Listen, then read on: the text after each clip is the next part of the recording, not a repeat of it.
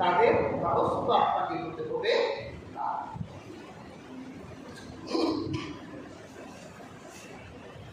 তারা অনেকগুলো পরিভাষা আপনাকে দেয়, বলে বাট ম্যান অফ রাইটস,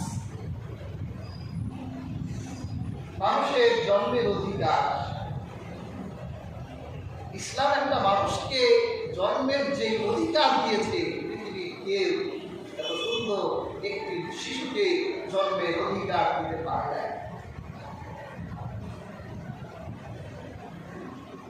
আর অধিকার বঞ্চিত হলে তো একটু কষ্টও লাগে। কি বলে, কষ্ট লাগে না? একটা শিশুকেও যদি আপনি অধিকার বঞ্চিত করেন, একটা শিশুর অধিকার হলো মায়ের বুকের দুধ খাওয়ার অধিকার। আপনি যদি ওকে বুকের দুধ না দেন, তাহলে ও আন্দোলন করে, কান্না করে, হাত পা নাড়ায় যে আমার অধিকার বঞ্চিত করা হচ্ছে। ঠিক না?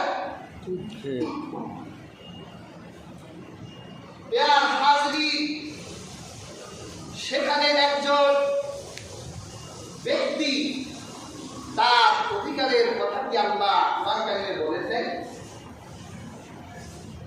আল্লাহ পাক কি চমৎকার করে বললেন, মান কাতালা নাফসান বিগাইরি নাফসিন আও ফাসাদিন ফিল আরদি ফাকান্নামা কাতালান নাস জামিআ। আল্লাহ পাক বলেন,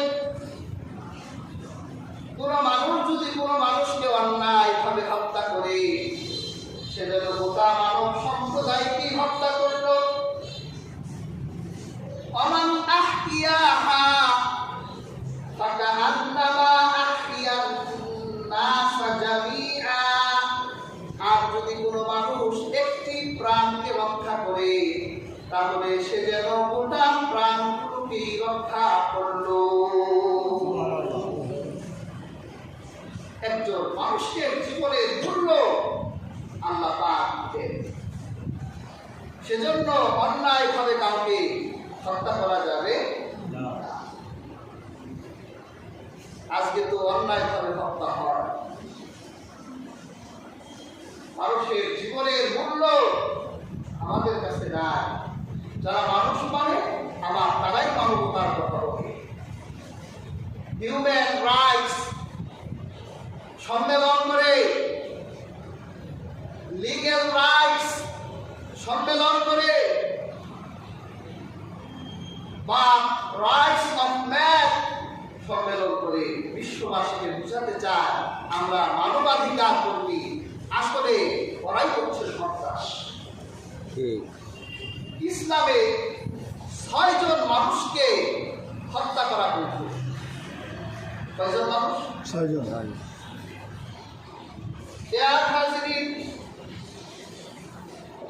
এর মধ্যে একটি হলো, যদি ইচ্ছাকৃতভাবে কেউ কাউকে হত্যা করে, তাহলে তার কিসাস হিসেবে তাকেও হত্যা করতে হবে। কেউ যদি কারো চোখ উঠায়, তাহলে বদলা হিসেবে তার চোখ উঠাই দিতে হবে। কেউ যদি কারো নাক কেটে ফেলে, বদলা হিসেবে তার নাক কেটে দিতে হবে। কেউ যদি কাউকে হাত কেটে দেয় অন্যায়ভাবে, তাহলে তার হাত কেটে দিতে হবে। তেমনি ভাবে আমার আল্লাহ কোরআনে আইন করেছেন, যদি অন্যায়ভাবে কেউ কাউকে হত্যা করে, তাহলে হত্যার বদলা হত্যা। আল্লাহ পাক হত্যার বদলা হত্যাকে বৈধ করে দিয়েছেন।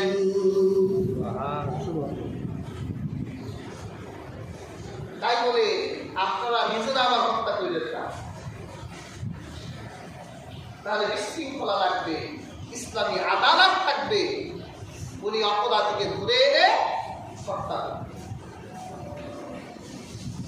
পেয়ার হাজিরিন, 6 জন মানুষকে হত্যা করা বৈধ। এর মধ্যে একজন হলো যদি অন্যায়ভাবে কেউ কাউকে হত্যা করে। দ্বিতীয় হলো মুরতাদ যদি কোনো মানুষ হয়ে যায়, ইসলামী রাষ্ট্রে কোনো লোক যদি ঘোষণা দেয় যে আমি ইসলাম থেকে বের হয়ে গেলাম, আমি আর ইসলাম পালন করব না, সে যদি সব ঘোষণায় নিজেকে ইসলাম থেকে বের হয়ে যাওয়ার ঘোষণা দেয়, তাহলে এই অপরাধীকেও ইসলামী আদালতে তুলে হত্যা করতে হবে। কেন? আপনাদের কাছে মনে হইতে পারে এটা ইনজাস্টিস হইতো না। আপনি একটা দেশে থাকেন, বাংলাদেশ, যদি বলেন যে আমি বাংলাদেশের জাতীয়তা বর্জন করলাম, আমি বাংলাদেশেই থাকবো, এই বাংলাদেশে আপনার জন্য থাকাটা বাংলাদেশের মানুষের জন্য হুমকি স্বরূপ হবে। যদি আপনি বাংলাদেশের বিরুদ্ধে যদি চক্রান্ত করে দেশকে ধ্বংস করে দেন, আমাদের দেশে বিভিন্ন ফোর্স আছে, যেমন আর্মি একটা ফোর্স। এই আর্মি ফোর্সের ভিতরে যদি কোনো একজন আর্মি ঘোষণা দেয় যে আমি রুল রেগুলেশন মানব না, আমি বের হয়ে যাব, তাহলে দেশদ্রোহী হিসেবে সে সাব্যস্ত হবে। বাংলাদেশের আইন অনুযায়ী অবশ্যই তাকে নজরবন্দি করে ধরতে হবে এবং দেশীয় আইনের উপর তার বিচার করতে হবে। এখন যদি বলেন যে না, আমার মনে চায় না, আমি আর্মিতে থাকবো না, আপনি তাকে স্বাধীনভাবে চলতে দিবেন না, কারণ সে অন্য কারোর কাছে বিক্রিও হয়ে যেতে পারে। সে আপনার দেশের একটি সংস্থার ক্ষতিও করতে পারে। এই জন্য দেশে আইন থাকে যে আইনের ব্যত্যয় ঘটলেই তাকে অপরাধী হিসেবে সাব্যস্ত করতে হবে। সেইভাবে প্রিয় হাজরিন, কোন ব্যক্তি যদি ঘোষণা দেয় আমি ইসলাম থেকে বের হয়ে গেলাম, আমার আল্লাহ ভালো লাগে না, রাসূল ভালো লাগে না, প্রিয় হাজরিন, তাহলে কোরআনের নির্দেশ হলো এই মুরতাদ পৃথিবীতে বেঁচে থাকার কোনো অধিকার নাই, কারণ সে মানুষকে পথভ্রষ্ট করতে পারে। আমরা এরকম অনেক মুরতাদদের দেখেছি, মাদ্রাসায় পড়াশোনা করেছি, এরপর ঘোষণা দিয়ে সংশয়বাদী হয়ে গেছে, নাস্তিক হয়ে গেছে, মুরতাদ হয়ে গেছে। এরপর ফেসবুক লাইভে এসে আল্লাহর ব্যাপারে আপত্তি তুলে যে আল্লাহ বলতে কিছু নাই, মুহাম্মদ এটা বানাইছে। আর মুহাম্মদ বলতে মুহাম্মদ মূলত একজন আল্লাহর হাবিবের নামে এত জঘন্য কথা বলে যেগুলো বলার ভাষা আমাদের মুখে আসে না। তাকে অন্য প্রতারক বলে গালি দেয়, তাহলে আপনি বলেন এই মুরতাদের কি পৃথিবীতে বেঁচে থাকার কোনো অধিকার আছে? কোনো অধিকার নাই। এই জন্য 6 জন মানুষকে হত্যা বৈধর ভিতরে। দ্বিতীয় হলো মুরতাদ। তৃতীয় হলো কোন বিবাহিত ব্যক্তি যদি জেনা করে, আল্লাহর কোরআনের আইন হলো অবিবাহিত জেনা করলে তাকে দোররা মারা হবে। আর কোন বিবাহিত ব্যক্তি যার যৌন চাহিদা মিটাবার জায়গা ছিল কিন্তু পরনারীর সাথে সে জেনায় লিপ্ত হয়েছে, আল্লাহ বংশধারা, আল্লাহ পাক আমাদের যে বংশধারা দিয়েছে সেই বংশধারায় কলঙ্ক তৈরি করতে চেয়েছে। এই জন্য আল্লাহর বিধান হলো কোনো বিবাহিত জেনাকার যদি অন্য নারীর সাথে জেনা করে, তাহলে এই পৃথিবীতে তার বেঁচে থাকার কোনো অধিকার নাই, তাকে হত্যা করতে হবে।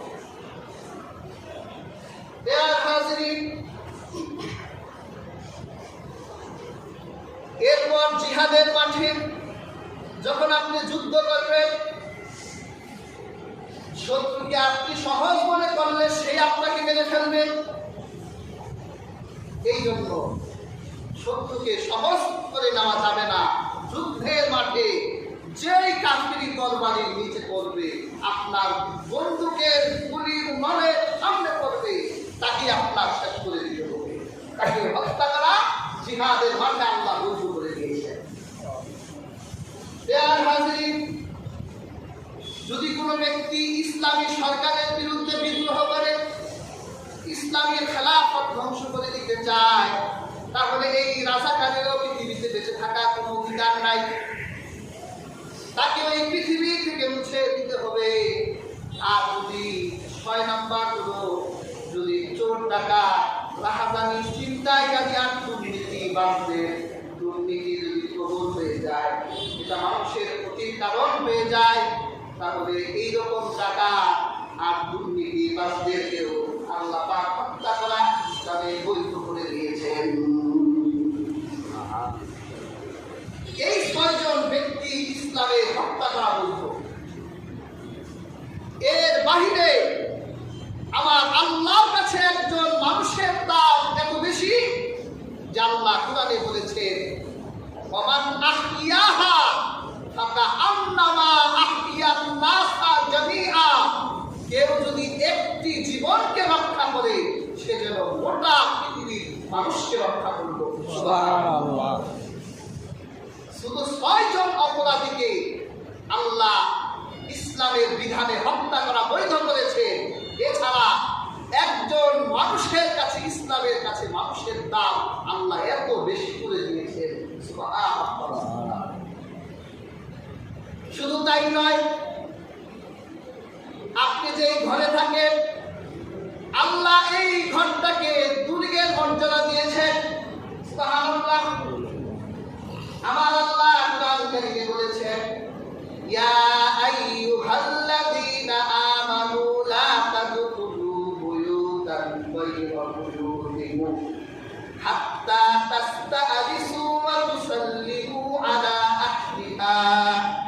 আমার আল্লাহ পাক বলেন, হে ঈমানদাররা, তোমরা যখন কারো ঘরে প্রবেশ করো, ততক্ষণ পর্যন্ত তাদের ঘরে প্রবেশ করো না যতক্ষণ পর্যন্ত তারা তোমাকে অনুমতি না দেয়।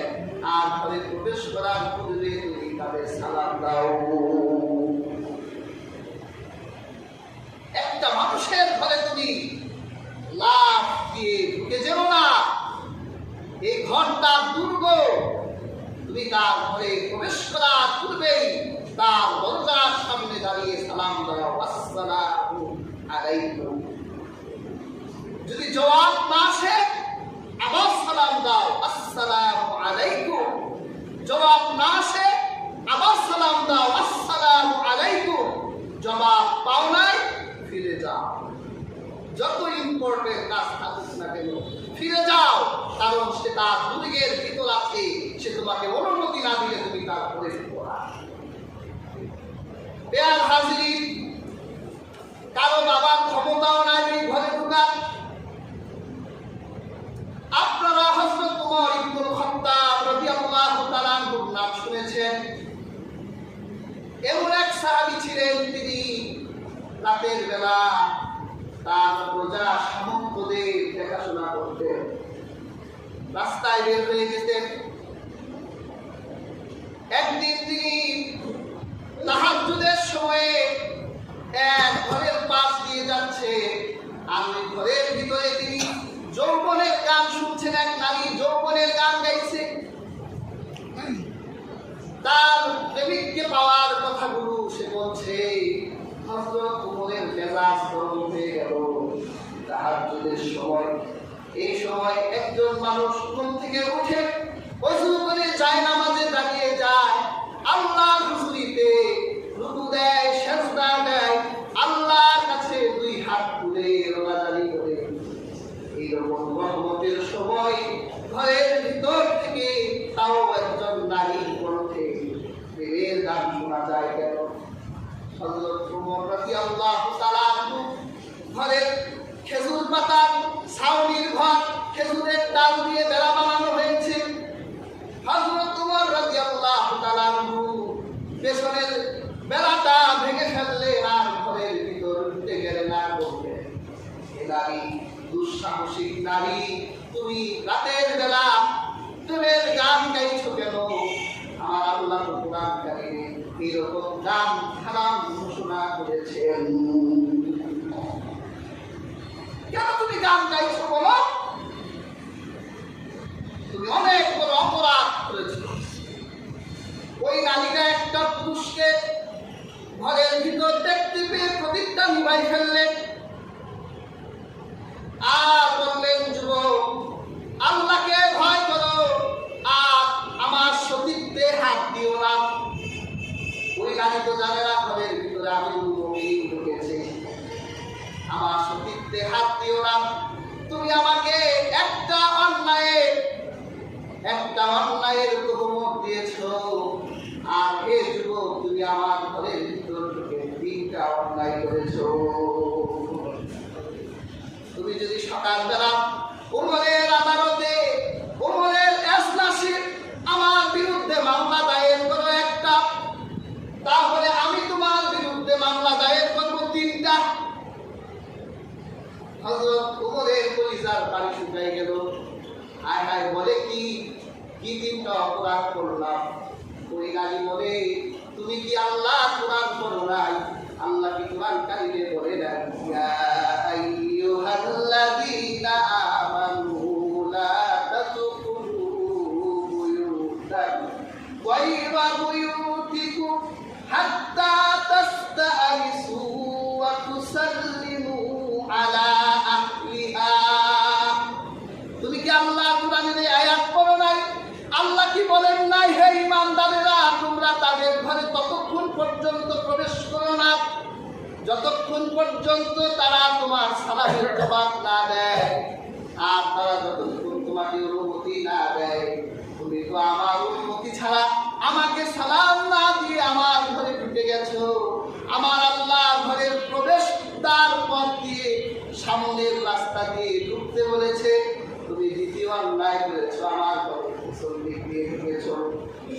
আর তোমার দ্বিতীয় অন্যায় হলো আল্লাহ কোরআনে বলেছেন, ইয়া আইয়ুহাল্লাযীনা আমানু ইজতানিবু কাসীরাম মিনায-যন্নি ইন্না বা'দায-যন্নি ইসম। আল্লাহ কোরআনে বলেছেন যে ঈমানদারেরা, তোমরা আন্দাজ, অনুমান, নির্ভর ধারণা করো না। তুমি আমাকে খারাপ নারী এই ধারণা করেছো। তুমি তো আল্লাহ কোরআনের 3টি আয়াতের অপরাধী। ওমরের আদালতে আমার একটা মামলা দায়ের করলে যুবক, আমি তোমাকে 3টা মামলা দায়ের করব। হযরত ওমর রাদিয়াল্লাহু তাআলা আনহু ওই নারীর কাছে জানতে চাইলেন, এইরকম অশ্লীল গান কেন তুমি ঘরের ভিতর গাইছো, বলো, আমার ধারণা ঠিক করো। ওই নারী বলল, এই জন্য আমিরুল মুমিনিন হযরত ওমর দায়ী। হযরত ওমর চিন্তা করলো, দোষ তো আরেকটা বাড়লো। এমনি 3টা ছিল, এখন 4টা হয়ে গেল। এবং ওমর দায়ী। এ যুবক শুনো, আমার বিবাহ হয়েছিল আব্দুল্লাহ ইবনে সাবের সাথে। 3 দিনের সংসার আমাদের। হযরত ওমর চিঠি লিখলেন, আব্দুল্লাহ, জিহাদে যেতে হবে। আমার স্বামী এক মুহূর্ত দেরি করলো না। হযরত ওমরের চিঠি পাওয়ার পর জিহাদের মাঠে রওনা করে চলে গেল। আজ 4টা মাস ধরে আমার স্বামী জিহাদের মাঠে। আমি এক নারী, রাতের বেলা আমার স্বামীর প্রয়োজন হয়। হযরত ওমর তো একবারের জন্য আমার চিন্তা করলো না, যদি আমি জেলায় লিপ্ত হয়ে যাই তাহলে এর দায়ভার কি হযরত ওমর দিবে। হযরত ওমরের বুঝায় পানি নাই, ভাবছে তিনি বাড়ি ফিরে গেলেন। আল্লাহ রাসূলের স্ত্রী ওমরের কন্যা হাফসাকে জিজ্ঞেস করলেন, মা, একটা যুবতী মেয়ে স্বামী ছাড়া কয়দিন থাকতে পারে? হযরত হাফসা বলল, 3 মাসের মতো, আরেক বর্ণনায় 4 মাসের মতো। হযরত ওমর দ্রুত ফরমান জারি করলেন যে আমার সেনাবাহিনীর যত ফোর্স আছে, সকল ফোর্সের যুবকদের কাছে চিঠি দাও যে আমিরুল মুমিনিন চিঠি দিয়েছেন যে তোমাদের 3 মাস পর পর এখন থেকে কি ঘোষণা করা হচ্ছে, যাতে তোমরা 3 মাস পর পর তোমাদের স্ত্রীদের কাছে যে তাদের সাথে তোমরা সময় কাটিয়ে আবার পুনরায় তোমরা তোমাদের কাজে মনোযোগ দিতে পারো। হযরত ওমর হুকুম আইন করলেন। একজন মানুষের ঘরকে ইসলাম দুর্গের মর্যাদা দিয়েছেন। ওমরের মতো ব্যক্তি ঘরে ঢুকে একটা নারীর হাতে ধরা গিয়েছে। আর সেই নারীরা নারী অধিকারের কথা বলে, তখন আমাদের লজ্জা হয় যে একটা মুসলিম নারীকে ইসলাম যে পরিমাণ মর্যাদা দিয়েছে, আবার তার কিসের মর্যাদার দরকার?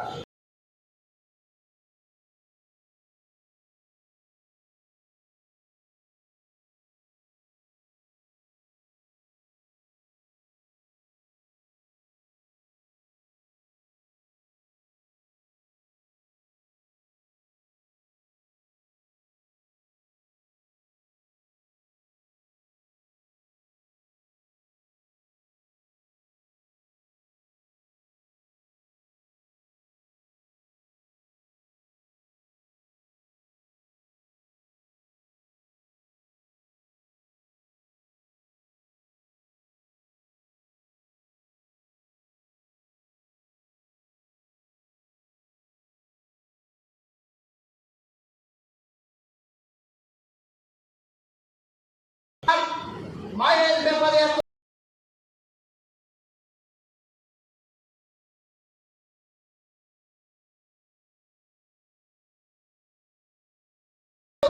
দুইটা কন্যা সন্তান অথবা একটি কন্যা সন্তান থাকে, আর সে যদি এই কন্যা সন্তানটিকে প্রতিপালন করে একটি সৎ পাত্রের হাতে দেয়, রহমতুল্লিল আলামিন তার হাতের দুটি আঙ্গুল এভাবে একত্রিত করে বললেন, সেই কন্যার বাবা আর আমি রহমতুল্লিল আলামিন আল্লাহর জান্নাতে এইভাবে থাকবো। সুবহানাল্লাহ।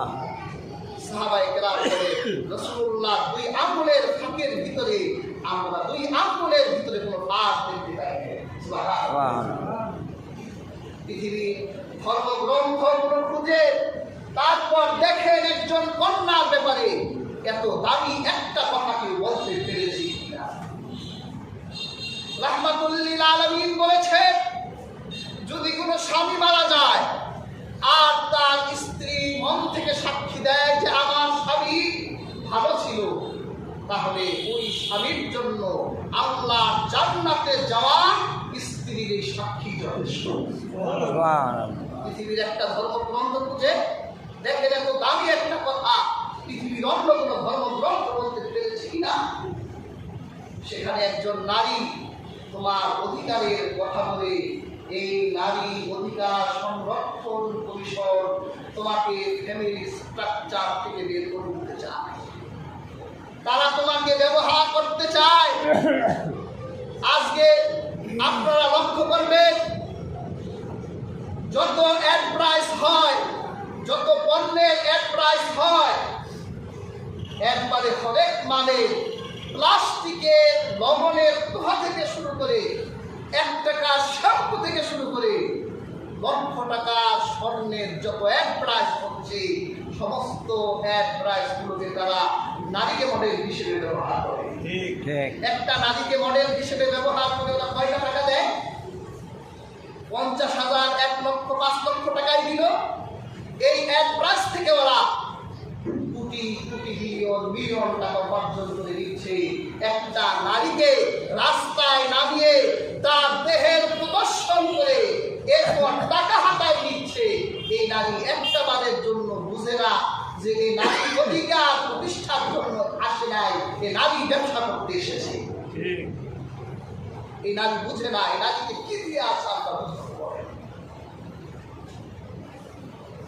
প্রিয় হাজরিন, আবার একটি নারীর সমান অধিকারের কথা বলে।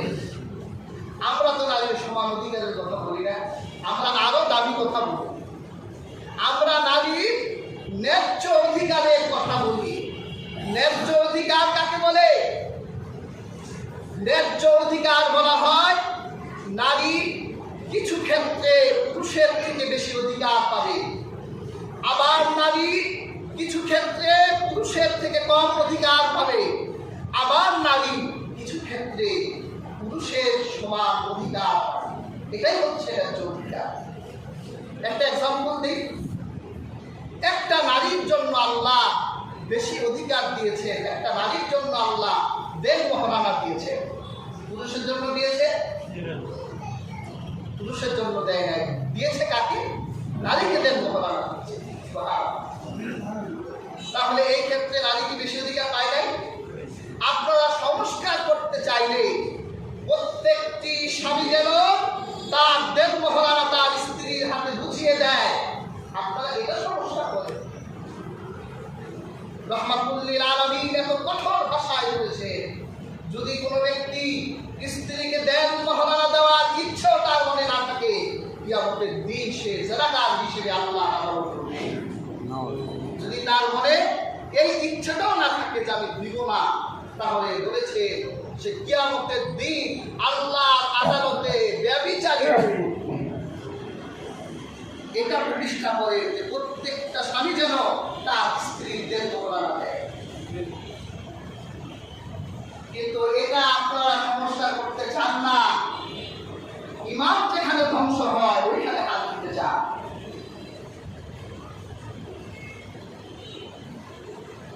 আপনারা এখানে কঠোর আইন না করার কারণে এই সমাজে তৈরি হলো যৌতুক প্রথা। যারা যৌতুকের নামে যৌতুক করে, আপনারা তাদের জন্য কঠোর হন না। দেয়ার হাজিরি রাহমাতুল লিল আলামিন যৌতুক প্রথাকে ঘৃণা করেছে। এটা ইসলামে হারাম, হারাম এবং হারাম। আবার আল্লাহ তাআলা কিছু ক্ষেত্রে পুরুষকে বেশি অধিকার দিয়েছে, যেমন সম্পদ ভাগাভাগিতে আল্লাহ সুবহানাহু ওয়া তাআলা মিরাসের সম্পত্তিতে পুরুষকে বেশি দিলেন, নারীকে কম দিলেন। এটা নিয়েও দেখি এখন তাদের শরীরে অনেক চুলকানি লাগছে। কেন আল্লাহ তাআলা পুরুষকে বেশি দিলেন? প্রিয় হাজরিন, আল্লাহ তাআলা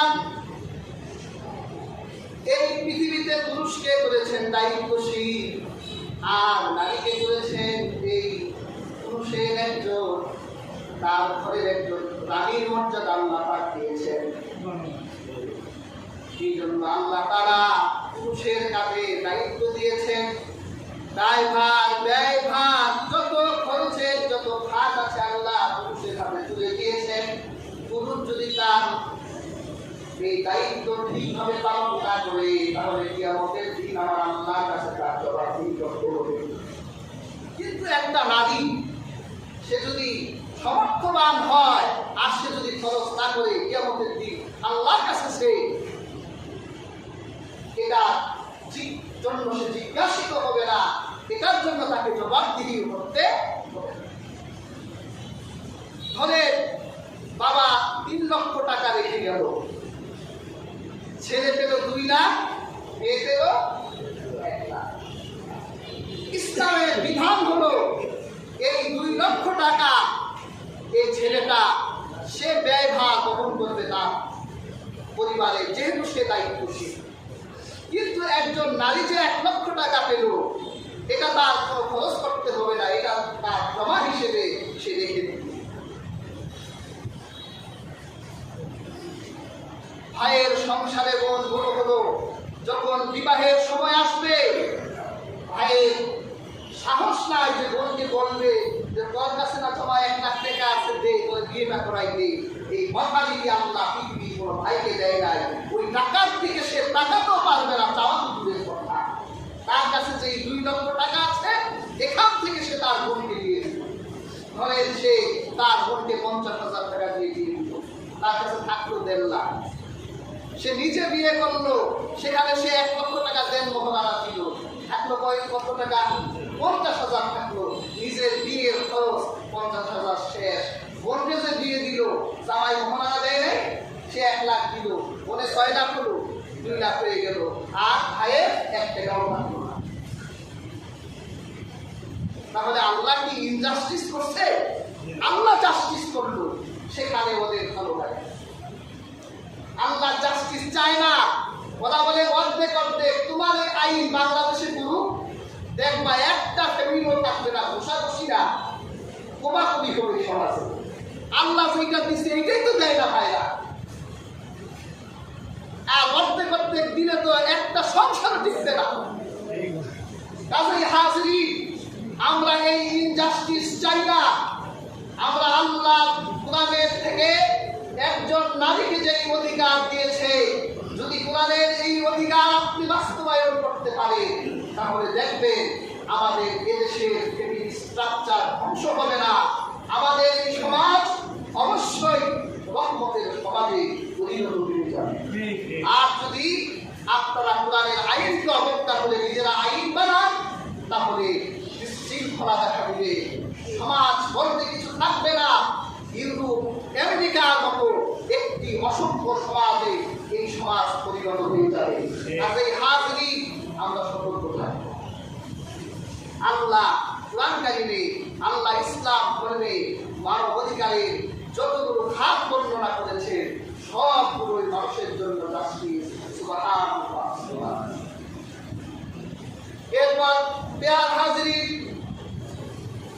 আল্লাহ কোরআনে মানুষের মত প্রকাশের স্বাধীনতা দিয়েছে। যদি কোনো শাসক ভুল করে, তাহলে একটা সাধারণ নাগরিক তার কাছে জবাবদিহি চাইতে পারবে।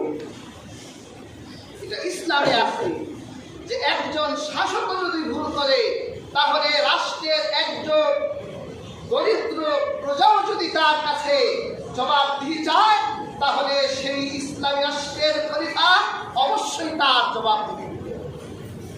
হযরত ওমর রাদিয়াল্লাহু তাআলা আনহু একদিন হযরত ওমর রাদিয়াল্লাহু তাআলা আনহু যখন প্রথম খেলাফতে বসলেন, একজন রাজা, একজন প্রেসিডেন্ট, একজন প্রধানমন্ত্রী যখন নতুন প্রধানমন্ত্রী প্রেসিডেন্ট হয়, তার উদ্বোধনী একটা ভাষণ দিতে হয় না? হযরত ওমর যখন খলিফা হলেন, তখন তিনি মসজিদুন নববীতে দাঁড়িয়ে একটা উদ্বোধনী ভাষণ দিলেন। তিনি ওই উদ্বোধনী ভাষণে তিনি তার সাধারণ প্রজাদেরকে লক্ষ্য করে বলেছিলেন যে তোমরা ভুল করলে আমার আদালত আছে, আমার আদালতে বিচার হবে। কিন্তু আমি ওমর যদি ভুল করি, তাহলে তোমাদের ভিতরে কি এমন কেউ আছো যে আমার বিচার করতে পারবে? একজন মানুষের কথা বলল না। হযরত ওমর দ্বিতীয়বারের মতো বললেন, আবার বলছি, যদি আমি ওমর কোনো ভুল করি, তাহলে তোমাদের ভিতর থেকে কি এমন কেউ নেই যে আমার কাছে জবাবদিহি চাইবে? একটা আওয়াজ আসলো না। হযরত ওমর ইবনুল খাত্তাব রাদিয়াল্লাহু তাআলা আনহু শেষবারের মতো প্রশ্ন করলেন, যদি জবাব পাই তাহলে আমি খলিফা দায়িত্ব গ্রহণ করব, আর জবাব না পেলে আমি এই দায়িত্ব ছেড়ে দিব।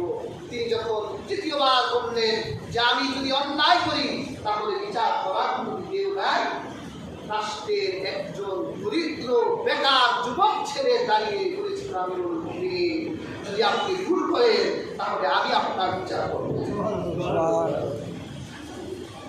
আমাদের রাজারা যদি বলা লাগছে না, আপনি যদি একটু মোবাইলে একটা ভিডিও বার্তা দেন 30 সেকেন্ডে, দেখবেন আপনি 40 সেকেন্ড পর আপনাকে নজরবন্দি করে, আপনাদের যে কোন বন্দি করবে আপনি চিন্তাও করতে পারবেন না।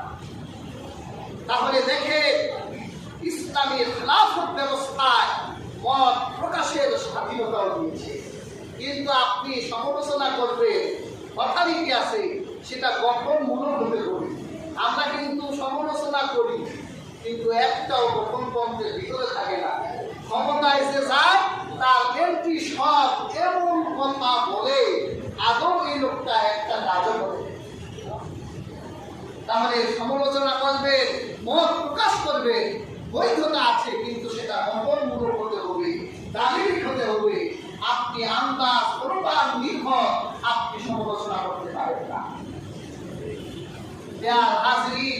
আল্লাহ মানবাধিকার প্রতিষ্ঠা করতে গিয়ে আল্লাহ সুবহানাহু ওয়া তাআলা তিনি বিচার ব্যবস্থার স্বাধীনতা দিয়েছেন, যাতে রাষ্ট্রের একজন ক্ষমতাহীন ব্যক্তিও সে আদালতে এসে সঠিক বিচার পায়।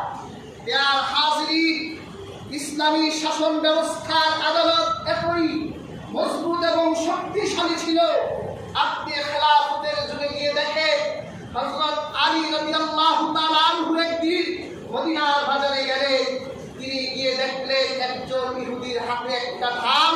হযরত আলী দেখলেন এই ঢালটা রাহমাতুল্লিল আলামিন তাকে দিয়েছিল। তিনি এই ঢালটা হারিয়ে ফেলেছিলেন, তার ধারণা হয়েছিল হয়তো এই ঢালটা চোর চুরি করে নিয়ে গিয়েছিল। তিনি ওই ইহুদিকে ধরলেন আর তাকে জিজ্ঞাসা করলেন, তুমি এই ঢাল কোথায় পেয়েছো? তখন ওই ইহুদি বলল, এই ঢালটা আমার। হযরত আলী বলল, এই ঢাল আমার। তখন ওই ইহুদিটা হযরত আলীকে বলল, আপনি কি ইসলামী আদালতের খলিফা? আপনি কি আদালতুর জোর করছেন নাকি? এই ঢাল যদি আপনার হয়, আপনি আমার কাছ থেকে ছিনাই নিতে পারেন না। আদালত আছে, আপনি আদালতে যান, সুরাহির কাছে গিয়ে আপনি আমার বিরুদ্ধে মামলা দায়ের করেন। ওখানে আপনি বিবাদী থাকবো, আপনি সাক্ষী এনে যদি ঢাল আপনার হয় নিয়ে যান, বাজারে বার্গেনিং করবেন না। হযরত আলী হলো তখন প্রেজেন্ট প্রধানমন্ত্রী। তিনি দেখতো রাষ্ট্রের এই তৃতীয় শ্রেণীর প্রজা এক ইহুদি, সে তো খারাপ করে নাই, কিন্তু বলছে লিগের কথাটাই তো বলছে। সে আদালতে গেল, গিয়ে তিনি মামলা দায়ের করলেন, আমার অমুক একটা ঢাল অমুক ইহুদির কাছে পাওয়া গেছে, দ্রুতই তাকে গ্রেফতার করে আনেন, বিচার কার্য পরিচালনা করেন। তাকে আনা হলো। বিচারক শুনাই করল, আমিরুল মুমিনিন হযরত আলী, আপনি হচ্ছেন এই মামলার বাদী, আর এই ব্যক্তি হচ্ছে বিবাদী। বাদীকে সাক্ষী আনতে হয়, আপনার কি কোনো সাক্ষী আছে? হযরত আলী রাদিয়াল্লাহু তাআলা বলল, হ্যাঁ, আমার দুইজন সাক্ষী আছে। ঠিক আছে, এজলাসে সাক্ষীদেরকে আনেন।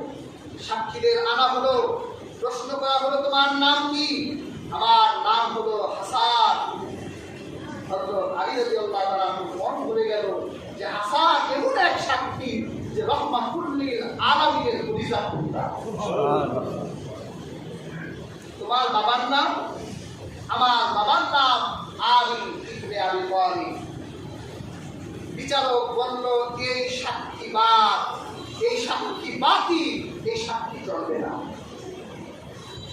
হযরত আলী বলে, তোমার হৃদয়ে কি আল্লাহর ভয় নাই? তুমি কাকে সাক্ষী থেকে বাদ দিচ্ছ? তখন বিচারপতি বলেছিলেন, আমার হৃদয়ে আল্লাহর ভয় আছে বলে আমি এই সাক্ষী বাতিল করে দিলাম। কারণ রাহমাতুল্লিল আলামিন বলেছেন, পিতার পক্ষে পুত্রের সাক্ষী চলবে না। হযরত আলীকে বলা হলো, আপনার দ্বিতীয় সাক্ষী আনেন। দ্বিতীয় সাক্ষী আনা হলো, তুমি কে? আমি হযরত আলীর গোলাম।